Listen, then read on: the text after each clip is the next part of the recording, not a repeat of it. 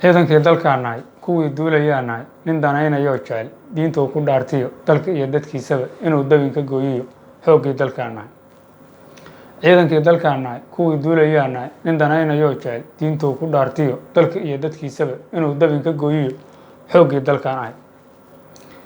dayr aan dumayn iyo darbi adag ayaan ahay damacana libaax iyo aar danan ayaan ahay doorkaygu waa nabad ma dakaamo weligay xooggii dalkaan nahay dulmidiid ayaan ahay daacad loogu doob galay damaaciga shisheeyaha daandaansi ma ogoli dabka laygu raray iyo deegta qoriga ii suran midaan diidin baan ahay